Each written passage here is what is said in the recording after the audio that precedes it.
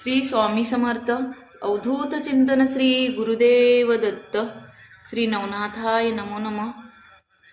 तर आपले नवनाथ भक्तिसार पारायण आजचा 4था दिवस आहे आणि आजचे अध्याय आहेत 17 ते 21 अध्याय आपण वाचन केलेले आहेत। तर आपली पूजा इथे झालेली आहे आणि इथे आपण नवनाथांना फुलं वाहिलेले आहेत, अक्षदा फुलं गंध वाहिलेला आहे। तर आपण इथे नैवेद्य दाखवून घेणार आहोत पोतीला। तर प्रथम आपण ही जी नवनाथांची नावे सर्व बोलणार आहोत।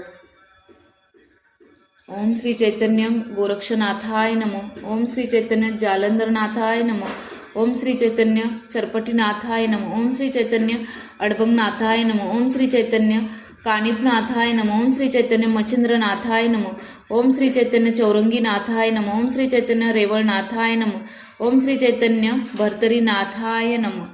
तर अशी नवनाथांची आपण नावे घ्यायची आहेत आणि आता आपण पोतीला नैवेद्य दाखवून घेऊया। तर इथे तुळशीपत्र आहे आणि खडीसाखरेचा रोज नैवेद्य दाखवायचा आहे आणि संध्याकाळी आपण जे आपलं व्रत चालू आहे तर संध्याकाळी जे आपण जेवण करतो त्याचा नैवेद्य दाखवायचा आहे पोतीला। ओम तत्सवितुर्वरेण्यं भर्गो देवस्य धीमहि धियो यो न प्रचोदयात्। ओम प्राणाय स्वाहा, ओम अपनाय स्वाहा, ओम व्यानाय स्वाहा, ओम समानाय स्वाहा, ओम उदानाय स्वाहा, ओम ब्रह्मणे अमृतत्वाय स्वाहा। नैवेद्य समर्पयामि असं म्हणून आपण नैवेद्य दाखवून घेतलेला आहे पोतीला। तर अशा प्रकारे आपण रोज नवनाथ भक्तिसार पठण करीत आहोत।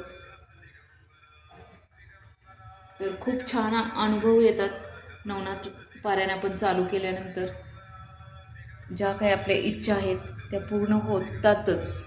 अगदी असं मनात धरूनच आपण हे पारायण करायचं आहे आणि आपल्या मनात सगळे विचार पॉझिटिव्हच असायला हवेत।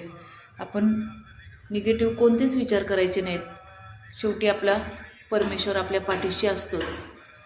श्री स्वामी समर्थ, जय जय स्वामी समर्थ। अवधूत चिंतन श्री गुरुदेव दत्त।